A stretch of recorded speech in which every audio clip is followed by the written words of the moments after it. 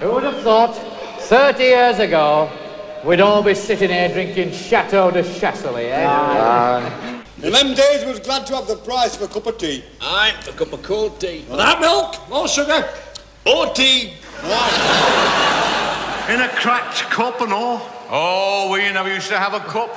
We used to have to drink out of a rolled-up newspaper. I wanted to take a tiny step away from my usual movie talk content to return to my roots. You see, I started out as a sketch writer for the BBC, and this here is possibly my favourite sketch of all time, The Four Yorkshiremen, often misattributed to Monty Python. The Four Yorkshiremen sketch is going to be very weird. It's considered a Python sketch. It isn't actually. It's from Now the 1948 show, which I did know about beforehand. But you know, I often think we were happier then, although we were poor. Because we were poor. Aye. My old dad said to me, he said, money won't bring you happiness, son. At last, the 1948 show was a sketch show first broadcast in 1967, 2 years before Monty Python's debut.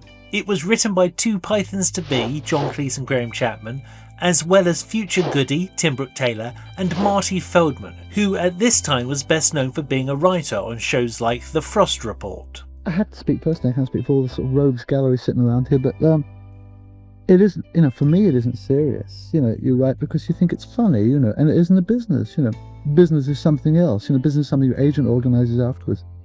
You write shows because you think they're funny, The sketch is a near-perfect example of the comedic escalation of absurdities, as four northern men compete to see who had the toughest childhood. But surprisingly, seeing it is often accredited to Monty Python, it didn't actually originate with Cleese and Chapman. We also wrote some stuff together. I wrote some stuff with Marty and Tim. I don't remember what. For example, I think Four Yorkshiremen, which has now become famous, was written by Marty and Tim originally, and then Gray and I rewrote it to make the build of absurdity greater.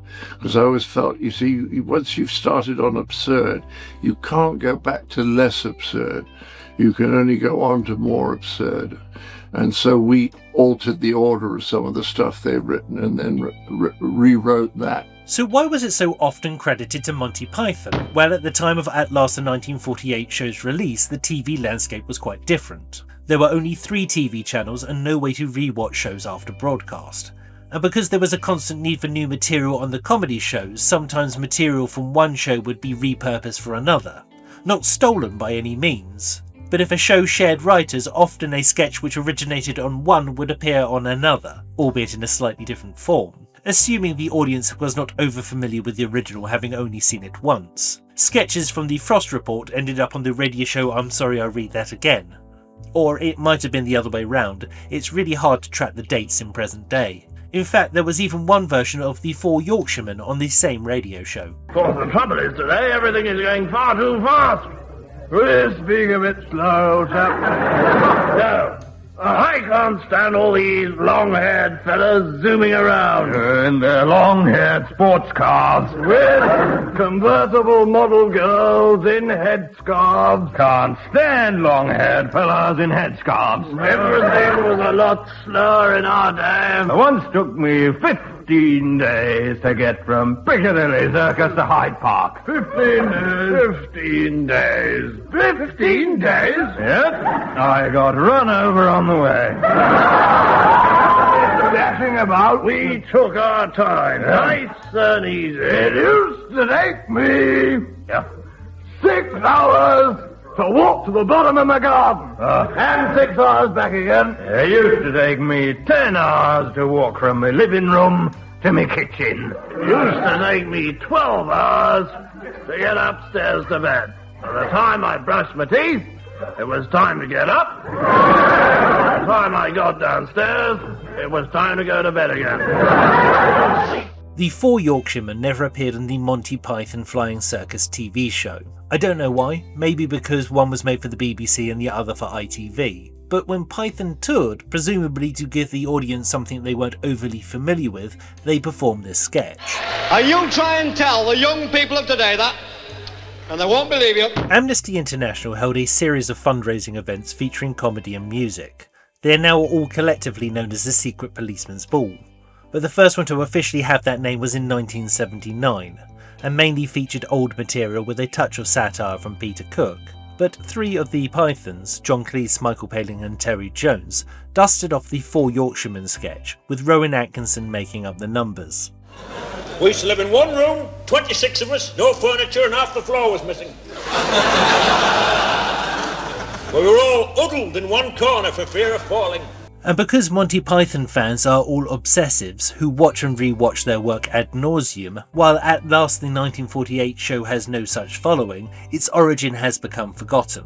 I've never been bitter in my life, but there was a moment a few years ago when I was, because I used to keep hearing, isn't it the greatest sketch ever, the Four Yorkshiremen? I say, yeah, it is, because people didn't know that I'd co-written it.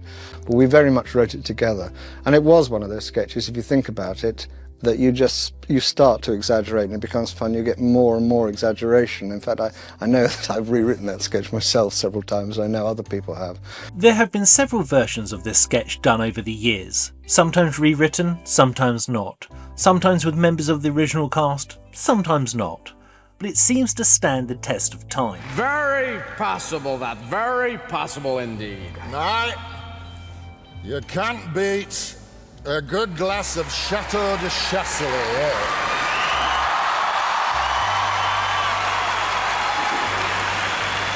Aye. In those days, we were glad to have the price of a cup of tea. Aye. A cup of cold tea. Aye, without milk or sugar. Or tea. In a cracked cup and all. Oh, we never used to have a cup. We used to have to drink out of a rolled-up newspaper. I crossed Channel too, you know. In a boat? Yeah, but that was just a chance for me to catch me breath between me grueling 185-mile cycle ride through France, which is full of French people. Then I had to run 3 marathons to get just here to London. A pénz nem boldogítja. Jól mondta. Én boldogabban éltem, amikor semmim se volt. Egy romos, lyukas tetejű házban laktunk. Ezért mindegy sarokban kuporogtunk, hogy le ne essünk. Aye, well, of course, we had it tough. We used to have to get up in the middle of the night, lick the motorway clean with tongues from junction 1 to 19, including slipways. Then, after a meal of our own shit, we'd go down the mine. I mean, not the mine. Cardboard box? Right. Oh, you were lucky. We lived for 3 months in a rolled-up newspaper in a septic tank. Right. Every morning we'd have to get up at 6, clean out rolled-up newspaper, eat a crust of stale bread, then we'd have to work 14 hours at mill, day in, day out, for 6pence a week. Aye, and then when we'd come home, Dad would thrash us to sleep with his belt. Right. I had to get up in the morning at 10 o'clock at night half an hour before I went to bed, right? Eat a lump of poison, work 29 hours a day at mill and pay boss to let us work, come home each night, and me dad used to kill us and dance around on our graves singing. And you tell that to the young people of today and they'll not believe you. But for my tastes, the original is still the best. I'm making my own movie at the moment, and if you would like to keep up to date with that, please subscribe to this channel. If you're feeling generous, then one-time donations are very gratefully received via this site. I'm Scott Kingsnorth, and I'm making a movie.